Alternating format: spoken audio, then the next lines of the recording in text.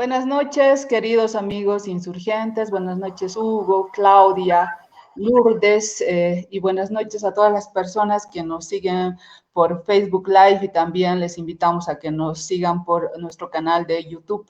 Hoy hemos decidido tratar un tema no solo de coyuntura, sino también un tema estructural que hace a la reelección indefinida, si es o no es un derecho humano. Por eso es que lo hemos titulado como las dos caras del MAS. Bolivia dijo no, la CIDH dirá no seguramente en virtud de los antecedentes que tenemos. Bueno, un saludo cordial a Cochabamba, a Claudia. Empezamos. Saludos, Mica, saludos. Bueno, como decía Mica, hemos decidido, en base a la coyuntura, poder conversar ahora sobre el tema de si eso no es un derecho humano, la reelección. Creo que la cosa está clara. Nosotros, los que estamos en este programa, hemos peleado, proclamado, difundido 1.000.000 de veces, si podemos dar un número, que la reelección no era un derecho humano, no era legal, y nos vamos a remontar a los antecedentes que justamente nos han llevado a pelear y luchar por esa causa. Esto empieza en septiembre del año 2015, iniciaditos los parlamentarios de los aquí presentes, a pocos meses de haber sido posesionados, y empieza en septiembre, cuando se intenta modificar la constitución política, el artículo 168, para ir a la reelección. No nos olvidemos que la reelección solamente te permitía un periodo extra adicional para elegirse. Ellos lo plantean la modificación en septiembre del 2015 y promulgan una ley en noviembre del 2015 justamente para ir a un referéndum para que la ciudadanía se pronuncie con respecto a ver si Evo Morales se reelegía o no se reelegía. Nuestra postura fue clara. Bolivia dijo no, nosotros dijimos no, nos pusimos las poleras, nos pusimos las insignias de la lucha y Bolivia dijo no, y el 21 de febrero se consagró ese hecho, el 21 de febrero del 2016. Así es, yo levantaba la polera mientras Hugo hablaba de las razones, los motivos que hicieron que muchísimas plataformas de jóvenes bolivianos de manera espontánea puedan aglutinarse para defender precisamente el voto del 21F el 2016. A raíz de todo esto y del desconocimiento, del pisoteo del movimiento al socialismo, por la pretensión de el entonces presidente Evo Morales de perpetuarse en el poder, porque también hay que decir las cosas claras. Esa era en ese momento y hasta ahora sigue siendo la intención de Evo Morales. Yo no digo del movimiento al socialismo porque el movimiento al socialismo ha entrado en una etapa de descomposición y hay varias fracciones que al parecer están en contra de que Evo Morales nuevamente vuelva a postularse.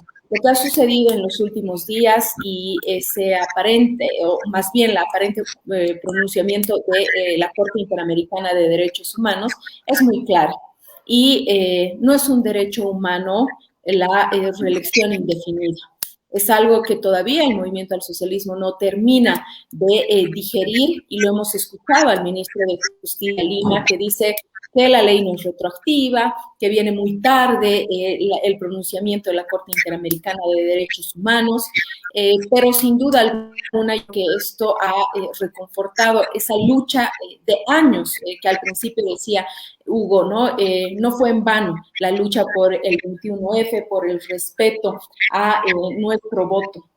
Así que hoy, nuevamente, los que nos pusimos la polera, los que levantamos la bandera de Bolivia 1.000.000 de veces, buscando precisamente que se respete el voto, de alguna manera estamos, yo diría, satisfechos, porque de aquí lo que viene es clarísimo. Evo Morales no puede volver a ser candidato. Yo empezaría con eso para abrir el debate con el tema también de las dos caras del movimiento al socialismo.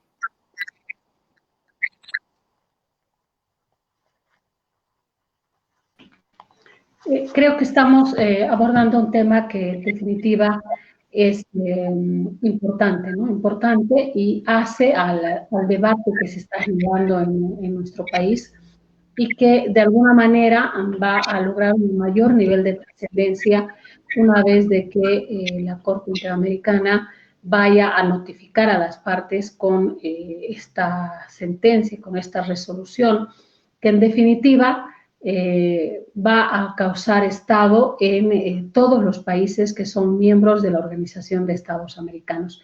Creo que estamos en el preámbulo de que esta importante instancia le dé la razón al pueblo boliviano y, en definitiva, establezca una definición que salvaguarde los derechos de un pueblo y que deje claramente establecido que la alternancia en el ejercicio de un cargo es fundamental para la democracia de los países.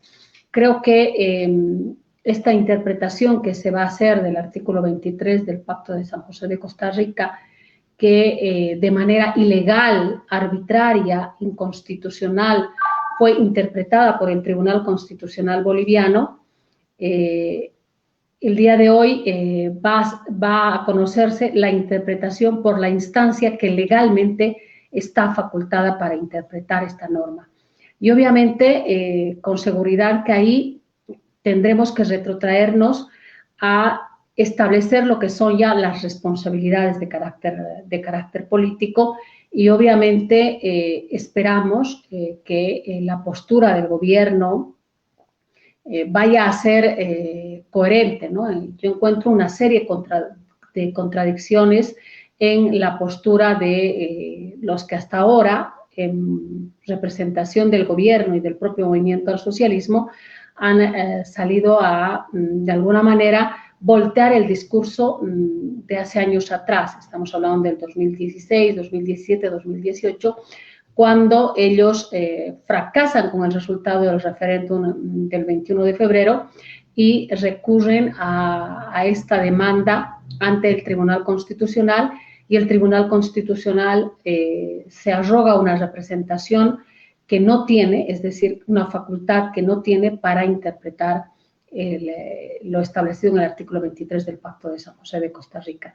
Creo que estamos en un escenario, vuelvo a repetir, importantísimo, porque obviamente esta sentencia tiene carácter vinculante y obviamente va a generar un precedente histórico para la democracia de nuestro país.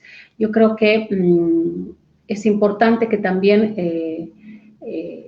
dejemos claro que en el periodo legislativo pasado ya se presentó una denuncia en contra de los magistrados del Tribunal Constitucional por la emisión de la sentencia 084.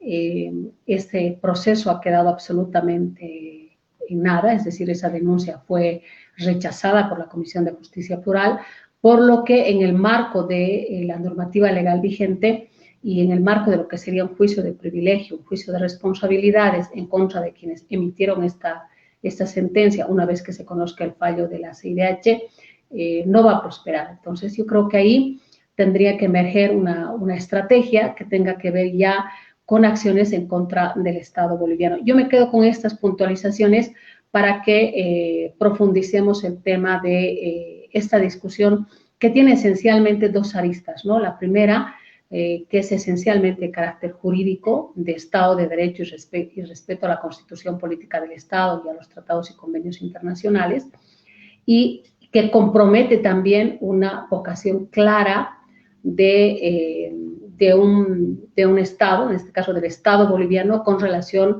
a que es miembro de la Organización de Estados Americanos. Creo que, por otro lado, tiene un componente de carácter político que tiene que ver esencialmente con una reivindicación de lo que va a ser el resultado del 21 de febrero. Por eso hemos titulado este programa Las dos caras del movimiento al socialismo, y Bolivia dijo no y la CIDH dirá no. Ahí me quedo para posteriormente seguir interviniendo. Has dicho una palabra que yo creo que es fundamental tocarla, y la vamos a tocar varias veces, y es el tema de vinculante. El movimiento al socialismo, norma que hace, consulta que hace, le da característica vinculante, pero en el momento en el que le fallan las cosas, deja de ser vinculante. El 21 de febrero el referéndum tenía carácter vinculante, los rechazaron, por eso al final hicieron la consulta al Tribunal Constitucional, y hoy nuestro ministro de Justicia también nos dice, junto a varias autoridades del movimiento al socialismo, que lo que se pronuncia en CIDH no tiene carácter vinculante, más bien será el Tribunal Constitucional el que lo interprete. O sea, esas son las dos caras del movimiento al socialismo. La cara en la que quieren mostrarse democráticos, respetando la norma, generando características vinculantes, pero que a la final, cuando les sale mal el tema, no tiene nada vinculante y se inventan una nueva salida o una nueva característica. En este caso, lo vinculante terminó en 2019 en la fuga de Evo Morales, porque se terminó fugando, terminó ocasionando un fraude, terminó en una convulsión social que hoy por hoy la estamos todavía discutiendo, ¿no? Pero inició justamente en la mala aplicación del carácter vinculante de parte de ellos. Sí, es evidente. Yo también me sumo a lo que ustedes plantean en el sentido de la obligatoriedad o no, que es lo que se está planteando a partir del MAS, ¿no? Y ya vemos una arremetida, se están adelantando a los hechos el movimiento al socialismo a partir de las declaraciones del mismo ministro de Justicia o el Procurador General del Estado, cuando señalan que este fallo no tendría un carácter vinculante, que pretenden incluso señalar que no se constituiría en una instancia, como en este caso sería una cuarta instancia, y que solamente tendría un valor o una referencial respecto a la normativa que se puede generar a partir de la Convención Americana de Derechos Humanos, ¿no? Entonces se están adelantando a los hechos. ¿Por qué? Porque aquí ya existen varios antecedentes que nos dan cuenta de que obviamente la Corte va a fallar en contra de la reelección indefinida como derecho humano. En este sentido ya tenemos antecedentes como la Convención de Venecia y como el caso de la misma Comisión Interamericana de Derechos Humanos, que ha emitido un informe de 36 páginas el anterior año y lo ha remitido a la Corte Interamericana de Derechos Humanos, en el cual claramente establece que la reelección indefinida no se constituye en derecho humano y es contraria, primero, a la Convención Interamericana de Derechos Humanos, segundo, a la misma soberanía y a la misma democracia de cada uno de los estados, y recomienda a la Corte, a partir de su informe, que se haga una regulación y una limitación a esta intención que han tenido muchos gobiernos, porque no solo ha sido Bolivia. Previamente estamos hablando de estados como Honduras, Guatemala, Nicaragua, que también han dejado en inaplicabilidad artículos de sus mismas constituciones para poder reelegirse dentro de sus estados. Y ahora, por ejemplo, en el caso específico de Nicaragua, estamos hablando de una tercera reelección del dictador Ortega, que a partir de un tribunal, de la Sala Constitucional del Tribunal Supremo de Justicia, ha logrado una reelección prácticamente indefinida, y ahora existe una persecución sañuda en contra de sus opositores, porque obviamente este país va a ir a una elección en noviembre, ¿no? Entonces, la Comisión Interamericana ha pedido que se limite estos derechos, porque lo que se ha ido mostrando es un deterioro dentro de las democracias, como es en el caso de Nicaragua, Bolivia y en otros países, y lo que se busca es que no haya una amplitud de poder, sino una limitación de los mismos para que no se llegue al abuso de poder y que puedan funcionar los sistemas de pesos y de contrapesos. Estamos seguros que en virtud de estos antecedentes, como señalo, la Convención de Venecia, el informe de la Comisión Interamericana de Derechos Humanos, más todas las pruebas que han ido adjuntando durante el año pasado, más de 100 organismos de la sociedad civil y de estados, a partir de otros países que también han ido presentando pruebas o criterios jurídicos y teóricos ante la Corte, únicamente Nicaragua, que es un país dictador, que es una dictadura que ya se ha establecido, ha votado en favor de la reelección indefinida como un derecho humano. Los otros países en realidad han fundamentado en el sentido de una limitación a esta situación, por lo que ya había señalado en su informe en la Convención Interamericana de Derechos Humanos o la Comisión Interamericana de Derechos Humanos. Yo creo que estamos esperanzados las democracias en Latinoamérica en el sentido de que esta resolución que vaya a emitir la Corte va a permitir una limitación y una interpretación correcta de la Convención Americana de Derechos Humanos, que ha sido perniciosa precisamente para todos los países latinoamericanos que realmente tienen acentuado mucho el tema del caudillismo, ¿no?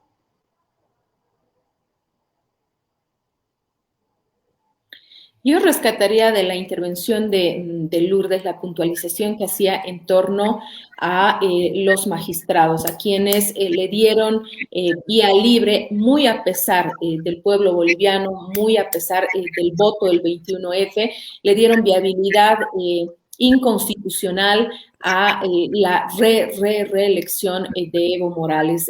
¿Dónde están esos magistrados? ¿Qué va a pasar con ellos? Es decir, la ciudadanía, y en este momento, a partir del informe, de la resolución completa de la Corte Interamericana de Derechos Humanos, ¿será que los bolivianos podríamos recuperar la confianza en la justicia boliviana? ¿Será que estos magistrados van a tener la sanción que deberían? Porque si hablamos de todos los sucesos que vienen a raíz y a partir de pisotear el voto del 21F, nos hubiésemos, realmente no hubiesen ocurrido los desastres que han pasado en el país, no el movimiento al socialismo no se hubiese visto obligado a hacer un fraude en octubre del 2019, si es que los magistrados hubiesen actuado conforme a la ley, pero además respetando el voto de los bolivianos. Es una oportunidad, sin duda alguna, para que los bolivianos recuperemos la confianza en la justicia, pero también qué va a hacer la Asamblea Legislativa una vez que tengamos el informe completo, la resolución completa de la Corte Interamericana de Derechos Humanos. Por ahí se dice, y hay algunos ex magistrados que serían parte de este gobierno, que estarían en función pública. Entonces es como que un premio por el favorcito que se le hizo al movimiento, al socialismo. Yo creo que esa es una de las grandes para el país. ¿Qué va a pasar con esos magistrados? En realidad había muchas puntualizaciones señalando que el movimiento al socialismo se ha adelantado de alguna manera, escuchar al ministro de Justicia Lima referirse a este tema y decir de que no tiene carácter retroactivo, que no es vinculante, que nuevamente el Tribunal Constitucional se encargará de interpretar aquello, realmente es una burla, y es una burla en realidad estamos hablando de una institución de la cual también forma parte Bolivia, es decir, esas dos caras del movimiento al socialismo, que cuando le conviene respeta las consultas, pero cuando no le conviene, cuando no es a su favor, se pasa por donde le da la gana y realiza las interpretaciones que quiera, ¿no? Esperemos que esta vez realmente se respete aquello y algunos se adelantaban en las filas del movimiento al socialismo y decían que don Evo Morales podría ser candidato el 2025. Con esta resolución de la Corte Interamericana de Derechos Humanos queda clarísimo y Evo Morales no puede volver a ser candidato en Bolivia. Yo me quedaría con eso, ¿no? Las dos caras del movimiento al socialismo respecto a la falta de respeto y a su conveniencia de acuerdo al momento o en realidad de acuerdo a las ambiciones que tienen dentro de ese partido.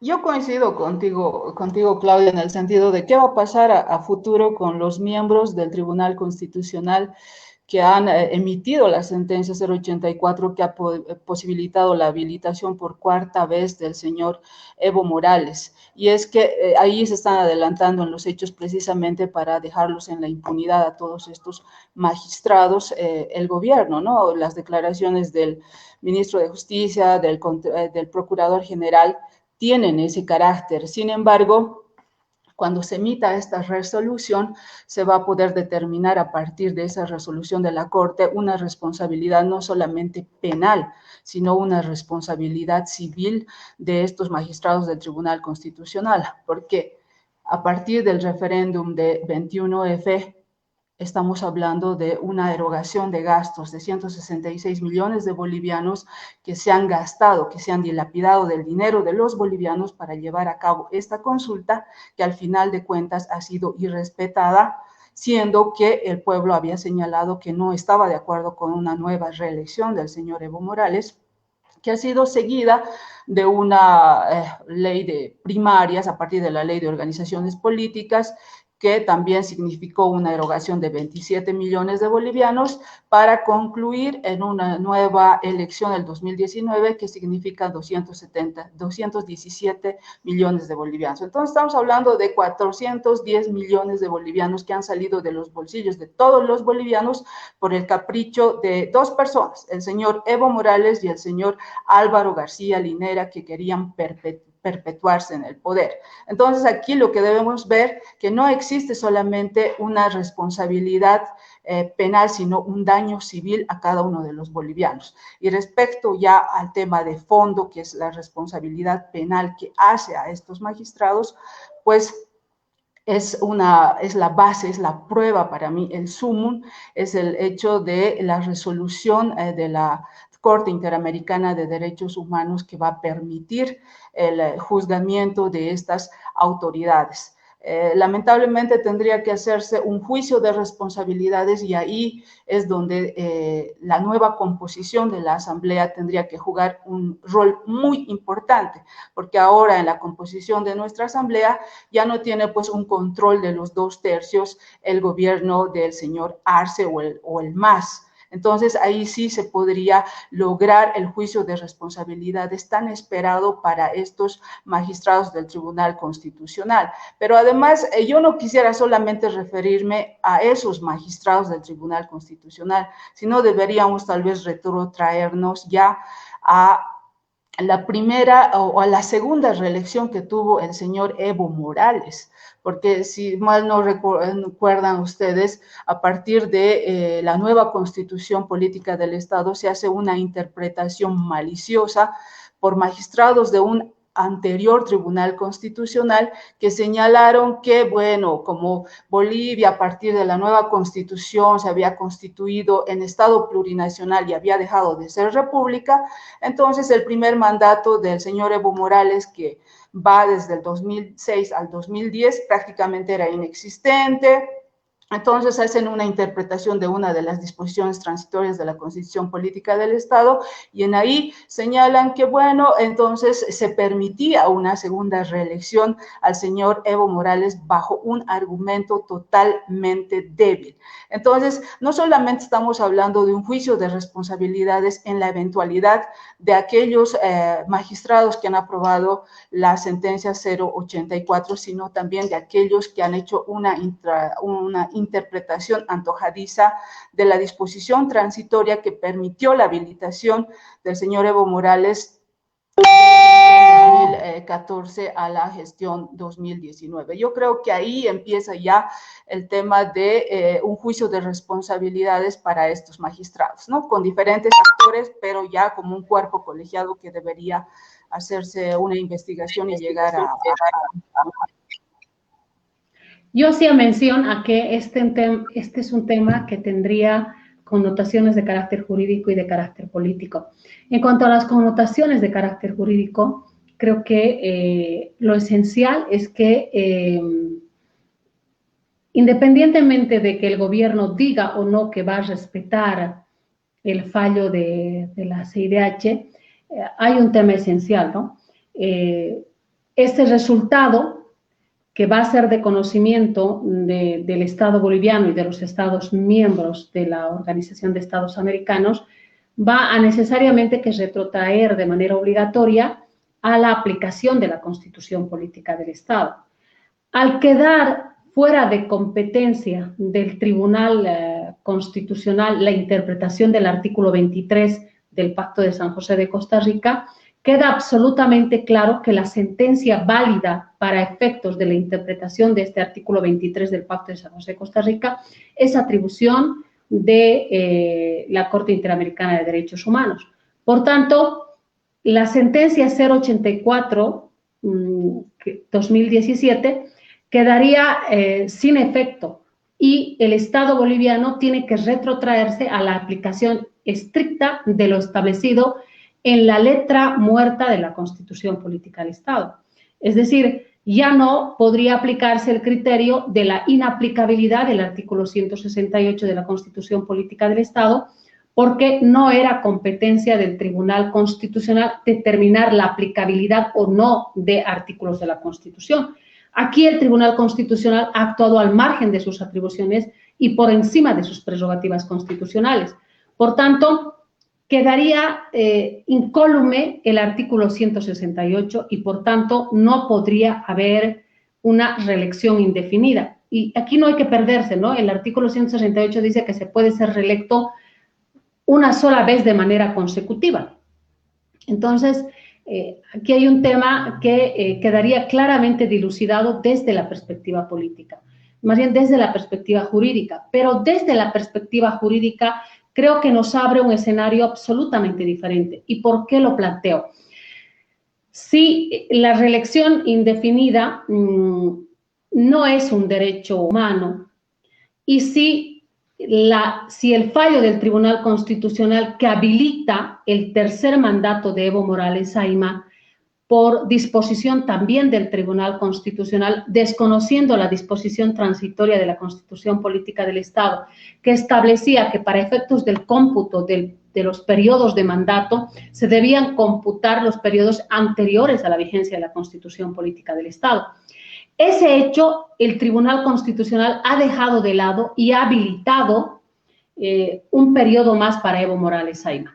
Entonces, ahí está en cuestión si ese periodo constitucional de Evo Morales Ayma, entre comillas, constitucional, es legal o no.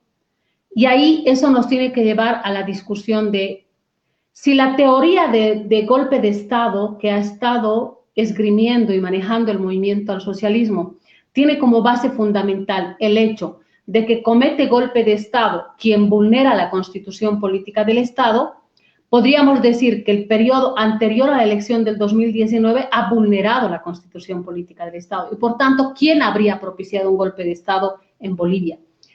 Por un lado. Por otro lado, si no se considerara ese periodo que ya está concluido, y si el periodo que habilita el proceso electoral del 2019 es un periodo amañado a partir de una sentencia ilegal del Tribunal Constitucional, que es la 084/2017, entonces, ¿quiénes han propiciado un golpe de Estado en Bolivia? Evo Morales y Álvaro García Linera.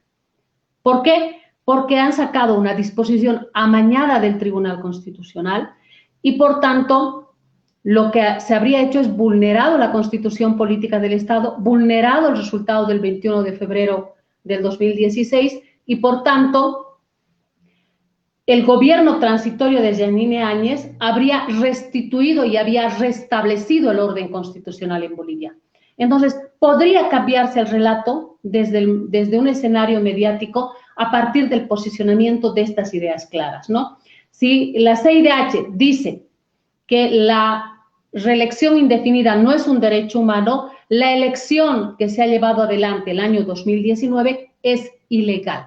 Es ilegal por interpretación correcta del artículo 23 a partir de la CIDH y por aplicación incorrecta del artículo 23 del Tribunal Constitucional. Entonces, creo que es un momento muy, muy importante para el país, en el cual podemos cambiar este juego de fichas en el ajedrez político y mediático en Bolivia a partir de un cambio de actitud de los actores políticos que en este momento tienen representación popular, ¿no? Es importante que se entienda que no solamente la discusión es ahora si el Estado boliviano va o no a respetar el fallo de la CIDH, sino el tema de fondo tiene que ver con cuestionar la legalidad de la elección del 2019 y a partir de ello trastocar el discurso del golpe de Estado y llevar a establecer un principio básico, ¿no? La restitución del orden constitucional en Bolivia se da con el gobierno de transición. ¿Por qué? Porque la elección del 2019, que además nace de una decisión ilegal, inconstitucional, es también un proceso electoral fraudulento por una manipulación del proceso electoral. Esto abre la vía de un proceso penal en la vía ordinaria en contra de los magistrados del Tribunal Constitucional, en contra de Evo Morales Ayme y de Álvaro García Linera, y al mismo tiempo nos abre un gran escenario para plantear un proceso penal ante la Corte Penal Internacional. ¿Por qué? Porque cuando se nos ha llevado a un proceso de elección del 2019 con una sentencia, entre comillas, constitucional amañada que ha vulnerado principios constitucionales, lo que se ha hecho es vulnerar nuestros derechos civiles y políticos y nos han llevado a un desastre porque fruto de la elección del 2019 tenemos el gobierno de transición, los sucesos de Sacaba y Sencata y por tanto tendríamos que cambiar el origen del conflicto. Es decir, el origen del conflicto de lo que ha sucedido dentro del gobierno de transición no está en el momento de la asunción de Yanine Áñez al gobierno, sino el origen de ese hecho se da en el proceso viciado, ilegal, que se produce el año 2019. Por eso creo que estamos en un momento importante y por eso creo que cuando apuntamos a hacer este análisis de lo que es esta sentencia, que además la debemos celebrar, con todas las medidas de seguridad, debemos salir con nuestras banderas, debemos reivindicar la voluntad de un pueblo, porque esta sentencia de la CIDH nos va a restituir el orden constitucional con relación al ejercicio de la representación política en Bolivia.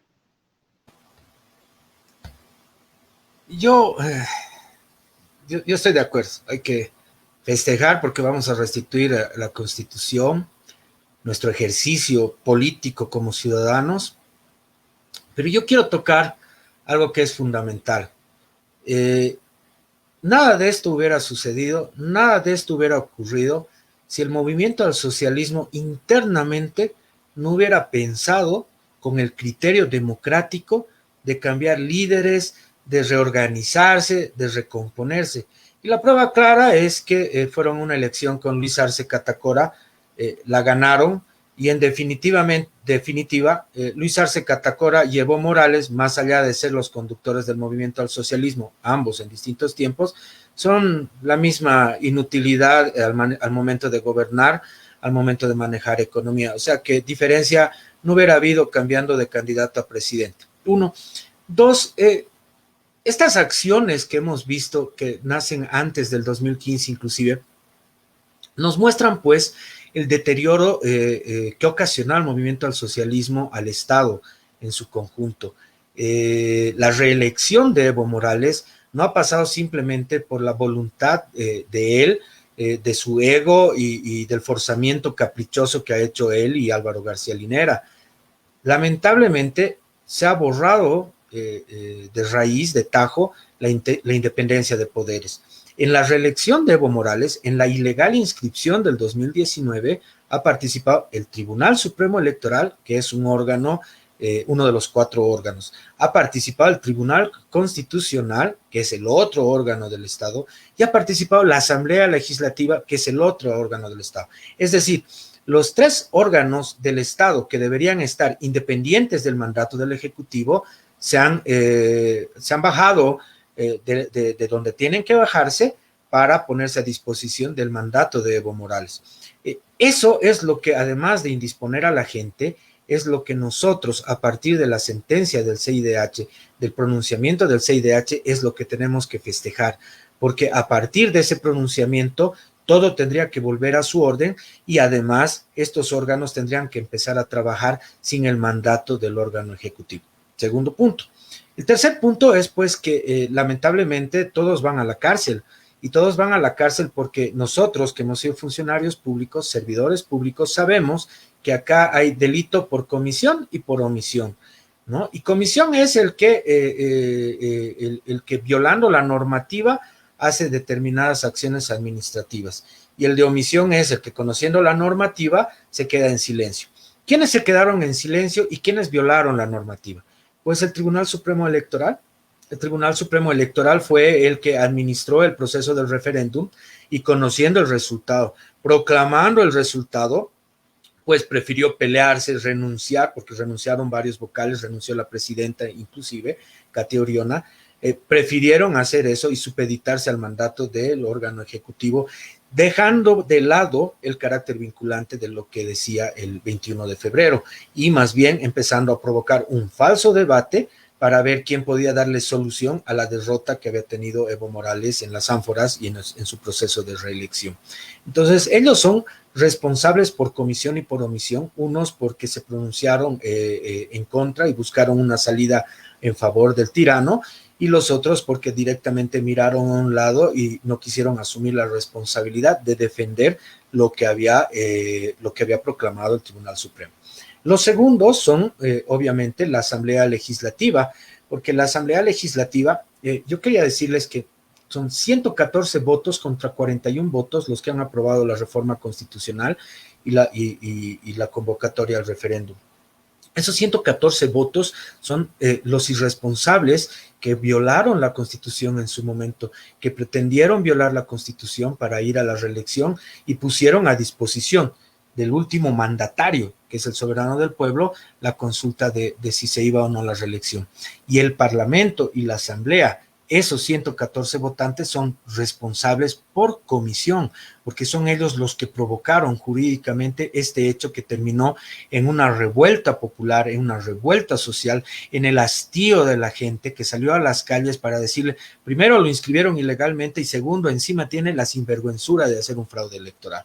Entonces estamos hablando de que la Asamblea Legislativa también tuvo su responsabilidad y una alta responsabilidad en el haber provocado con esta normativa lo que sucedió. Estamos hablando de los 114 votos. Y después está, pues, definitiva la justicia, el Tribunal Constitucional de ese momento, a la cabeza de Rudy Flores, quienes emiten al límite, emiten su interpretación constitucional y viabilizan el proceso de reelección. Sin embargo, ellos tienen que ser procesados también por prevaricato porque favorecieron al mandatario de turno, y no se olviden ustedes que Rudy Flores posteriormente asumió un cargo del Ejecutivo justamente, nosotros creemos por recompensa del suceso que había hecho. Y lo último que yo quiero mencionar en esta discusión y en este debate es pues que en definitiva el pueblo es sabio. Más allá de la Corte Interamericana, el pueblo es el sabio, el pueblo es el que se ha pronunciado varias veces, se está pronunciando en Nicaragua, se ha pronunciado en sus momentos en varios estados del mundo, y por eso se han corregido. El problema de la reelección de un mandatario no es que no sea un derecho humano o sea un derecho humano, el problema es que se provoca la tiranía, se ejerce poder en una sola persona, quien es el único que empieza a ejercer mandato, no permitiendo la reconformación, no permitiendo la renovación, ni siquiera permitiendo la reformulación del pensamiento. Y la administración de Evo Morales desde el principio hasta el final nos trajo problemas de carácter económico, nos trajo problemas de carácter social y problemas de carácter político que se fueron agudizando y profundizando en cuanto se fue tiranizando más este personaje fatídico de la política. Nosotros esperamos, y yo creo que debe ser así, que el movimiento al socialismo haga un mea culpa, porque es lo que se tiene que hacer en política, ¿no? Y buscar la reformulación de cuadros antes de que sus propias bases los sobrepasen. Ahí ya tienen a varios disidentes, varios que están actuando por fórmulas nuevas.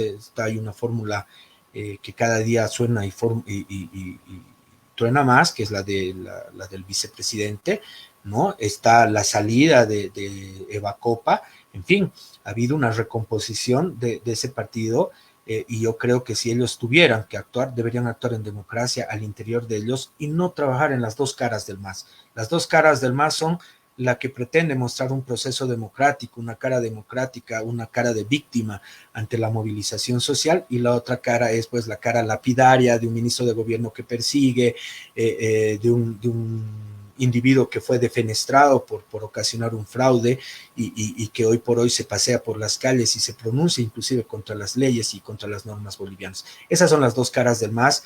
Yo me quedo ahí para cederles la palabra.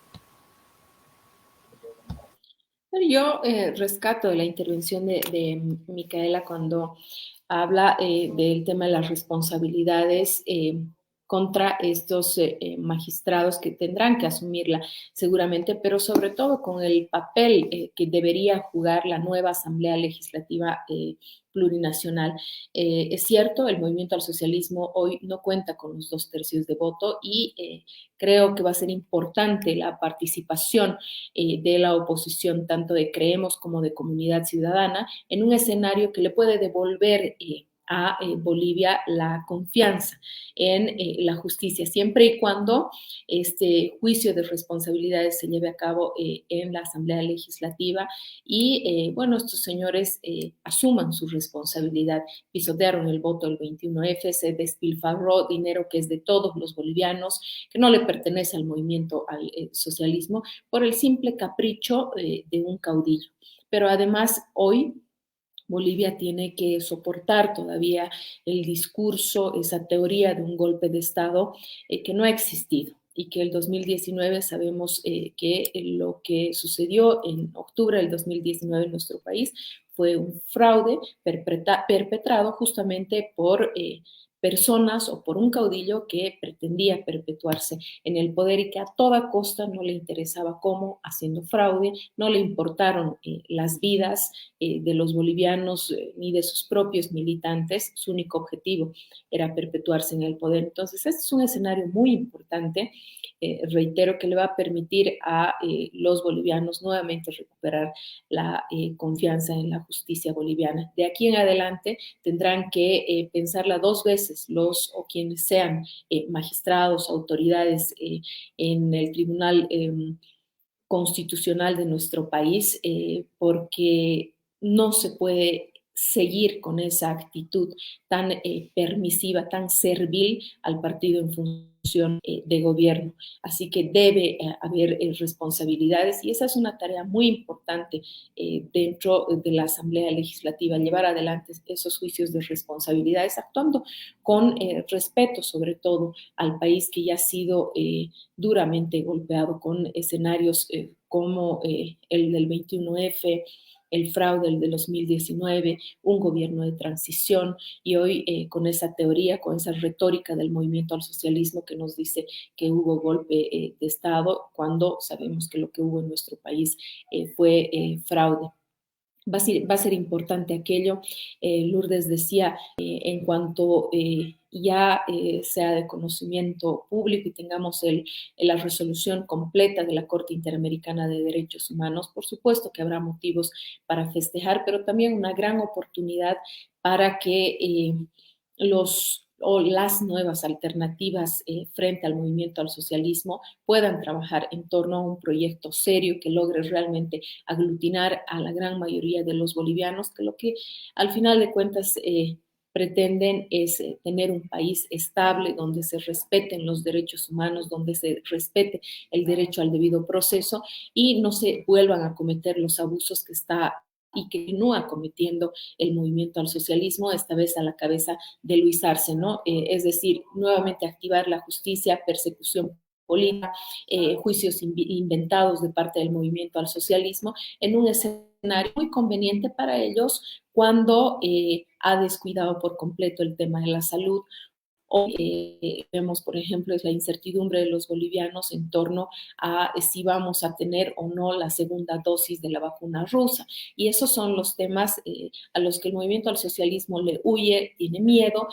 Rápidamente salen sus actores o algunas autoridades a contrarrestar una resolución, un informe de un organismo tan importante a nivel internacional. No estamos hablando de personajes que son serviles al partido en función de gobierno. La Corte Interamericana de Derechos Humanos fue en su momento la esperanza que teníamos todos los bolivianos precisamente para evitar esa reelección. Y hoy esta oportunidad está ahí con un nuevo escenario, quizá con nuevos actores, pero principalmente para dejar un precedente que se debe respetar la democracia en nuestro país.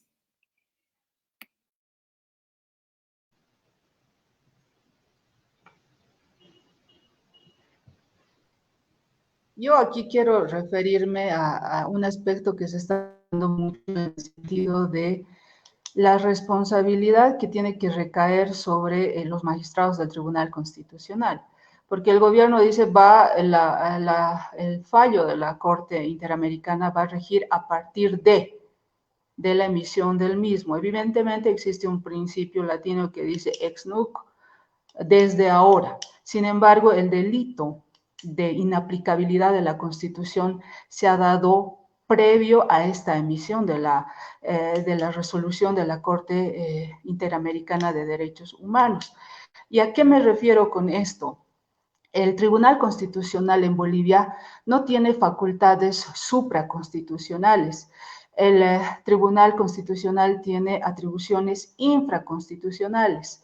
Entonces, cuando el Tribunal Constitucional ha dejado en inaplicabilidad, ha expulsado del cuerpo constitucional de la norma suprema que nosotros tenemos, este artículo 168, entonces ha ido más allá de las atribuciones que tenía y ha tomado de facto una competencia que le correspondía al poder constituyente. ¿Y quiénes éramos el poder constituyente? Todos los bolivianos que se han decidido por una reforma integral de la Constitución Política del Estado y que ha llegado con la reforma integral del 2009. Sin embargo, el poder constituido, como es el Tribunal Constitucional, de ninguna forma podía arrogarse esas atribuciones que nos correspondían a cada uno de nosotros y que cada uno de nosotros habíamos decidido por una limitación del ejercicio dentro de la presidencia. Y esa limitación está establecida en el artículo 168. Entonces, lo que aquí ha cometido el Tribunal Constitucional es un delito de prevaricato que ellos deben responder en su momento de acuerdo a la normativa nacional. Además de que se ha hecho una interpretación antojadiza del artículo 256 y se ha dado como resultado una elección catastrófica en el 2019. Entonces, es importante que podamos rescatar todos estos elementos al momento de que se pueda iniciar un juicio de responsabilidades en contra de estos magistrados.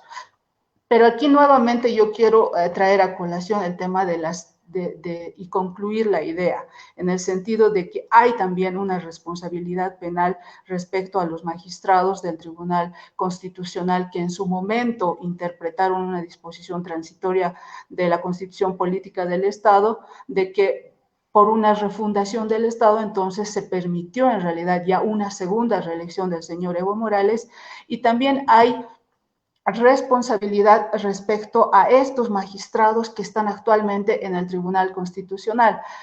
Y me refiero precisamente a una petición de nulidad que se ha solicitado por un grupo de juristas en diciembre de 2019, que habían solicitado la nulidad de la sentencia constitucional 084. Sin embargo, estos magistrados del Tribunal Constitucional jamás respondieron esta petición y después de 1 año y 7 meses aproximadamente hacen aparecer una resolución de rechazo de esta petición en la cual señalan de que ellos no tenían la facultad para poder presentar esta petición. Se les ha rechazado porque no tenían aparentemente una legitimación activa. Y lo que ha pasado sistemáticamente con estos grupos colegiados que han ido conformando en distintas etapas durante estos 15 años de gobierno del señor Evo Morales es que hay un ocultamiento incluso de las resoluciones constitucionales que se van emitiendo. Entonces, se puede evidenciar acá un sometimiento total de cada uno de estos magistrados que a cambio de favores políticos han ido emitiendo resoluciones en contra de la misma constitución política del Estado. Entonces, yo creo que es importante hacer una evaluación de actuar de todos estos cuerpos colegiados durante el devenir de estos 15 años para poder establecer las responsabilidades que corresponde a cada uno de ellos. Yo quiero, si me permite, ya redondeando en los temas que hemos abordado, hacer una suerte de relación del por qué el programa se ha referido a las dos caras del MAS. Y quiero hacer las siguientes puntualizaciones. Las dos caras del MAS, porque por un lado, el MAS le vende a la opinión pública y a la comunidad internacional un rostro que busca el respeto a la constitución política del Estado, la legalidad y el Estado de Derecho. Y para ello se mune de un discurso que tiene que ver con rechazar un golpe de Estado porque se habría producido, según la interpretación del MAS, una vulneración a la constitución política del Estado. Y por otro lado, el MAS vulnera la constitución política del Estado para acomodarla a sus intereses y para ello utiliza mecanismos formales como arrancar sentencias constitucionales y legales del Tribunal Constitucional. Entonces, aquí estamos frente a una impostura, frente a un partido de gobierno que, por un lado, habla de apego a la ley cuando es el primero en violar la Constitución política del Estado y el voto soberano del pueblo. De un partido de gobierno que habla de luchar contra la corrupción cuando lo único que hace es perseguir la corrupción de los de la acera del frente y socapar y encubrir la corrupción que se produce al interior de las filas del movimiento al socialismo. Por otro lado, el movimiento al socialismo maneja el discurso de que debemos los bolivianos ir a la conciliación, debemos reconciliarnos y avanzar por el progreso del país, y de manera paralela el movimiento al socialismo ejerce persecución política y judicialización de la política. Entonces, estas son las dos caras del movimiento al socialismo. La que por un lado pretende mostrar una figura democrática de respeto al Estado de Derecho, de respeto a los derechos humanos, de respeto a los derechos de un pueblo, y por otro lado, de un esquema político que lo que hace es socavar los derechos del pueblo y respetar y incumplir y violar la constitución política del Estado. Y les doy un pequeño ejemplo. Nosotros decíamos hace minutos atrás, esperamos el fallo de la CIDH para celebrarlo. Y hace minutos atrás, Sacha Llorenti dice que a partir del conocimiento de este fallo, todos los ciudadanos quedan habilitados para participar en futuros procesos electorales. Con lo que el conocimiento de este fallo habilita a cualquier boliviano, es decir, a todos los bolivianos, para ser candidatos a la presidencia y vicepresidencia.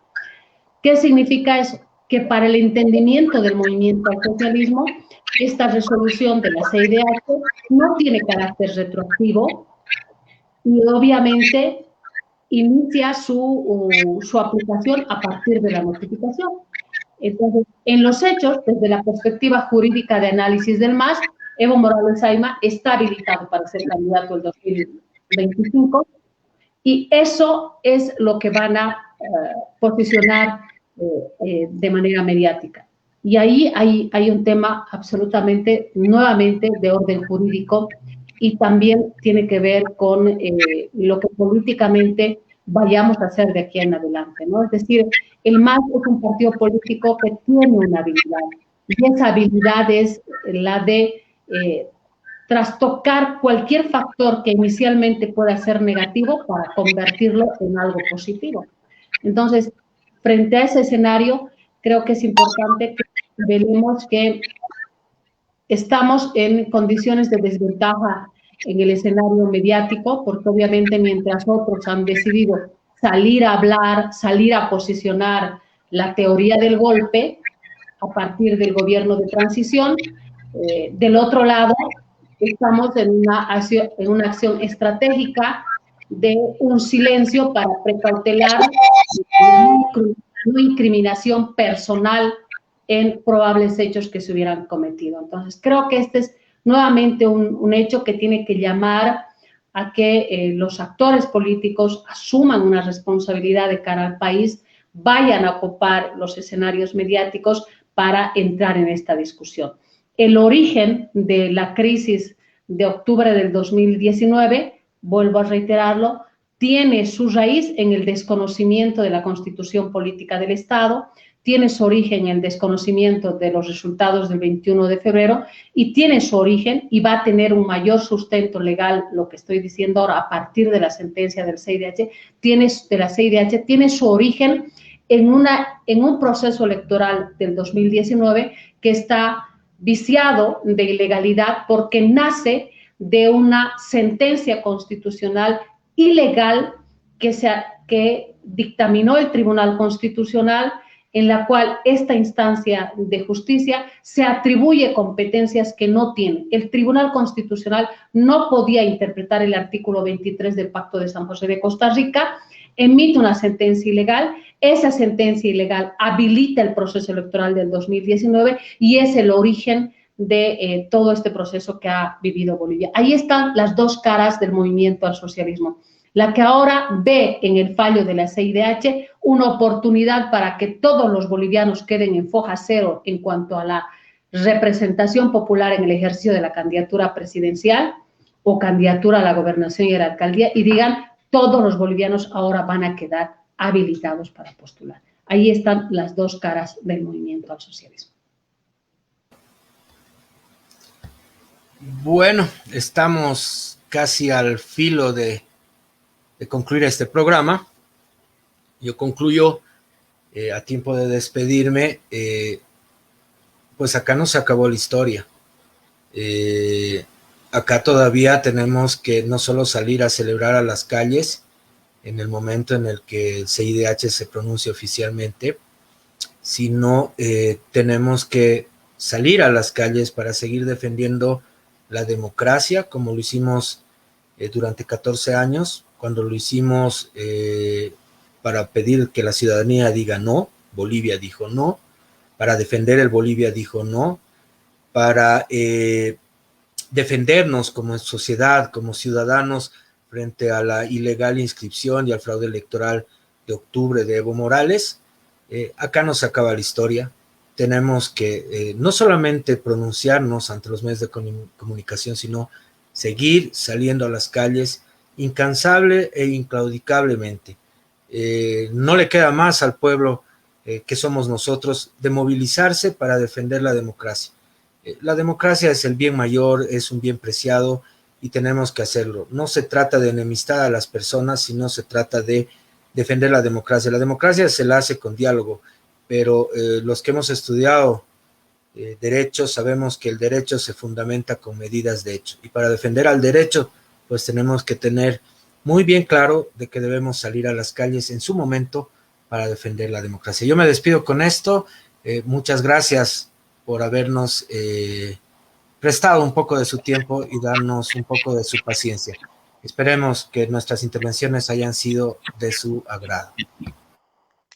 Bueno, yo como para finalizar mi intervención quiero hacer referencia a la declaración que ha hecho Evo Morales hace algunos días en el sentido de que él ha coordinado con el Tribunal Supremo de Justicia la elección de una nueva presidenta o de un nuevo presidente de este tribunal para evitar que la presidenta en ejercicio en ese momento no pueda asumir la presidencia, o que había coordinado con vocales del Tribunal Supremo Electoral la ampliación o la modificación de la fecha para las elecciones de 2020, o que había coordinado con magistrados del Tribunal Constitucional para que no emitan resoluciones que pudieran hacer perder la personería jurídica del MAS. ¿Y por qué hago referencia a esto?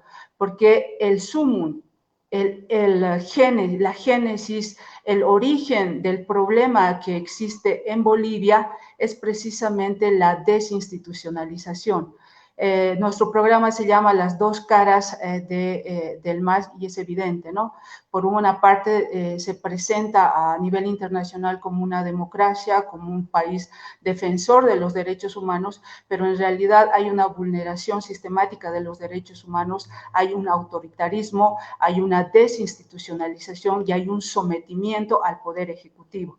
Por eso es preciso que haya reformas constitucionales que permitan recuperar principios de independencia, transparencia, imparcialidad, que están constitucionalizados, pero que por el poder político que ejerce el MAS, entonces no pueden aplicarse de forma como tendrían que aplicarse, y es que en el caso del Tribunal Constitucional específicamente, al elegirse estos a partir de la Asamblea Legislativa, donde en las anteriores gestiones tenía los 2/3 el MAS, los preseleccionados eran pues candidatos azules que una vez elegidos o preseleccionados iban a una elección donde la población tenía que elegir entre magistrados azules.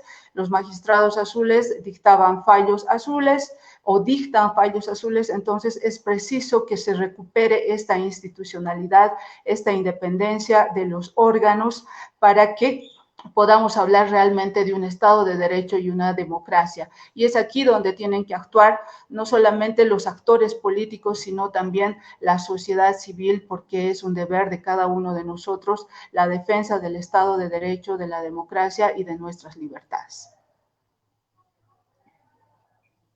Muchísimas gracias a Micaela, a Lourdes, a Hugo, y sobre todo agradecer a quienes se conectan. Cada vez son mayores o más los insurgentes que ven el programa todos los martes, 19:30 a 20:30, tocando temas que son de interés de toda la población boliviana. Nos esforzamos y estamos en esta lógica de debate, siempre en el marco del respeto y la pluralidad que se refleja también en cada uno de los bolivianos. Buenas noches, y el reencuentro será el martes a las 19:30, cuando Insurgentes esté tocando temas de interés nacional.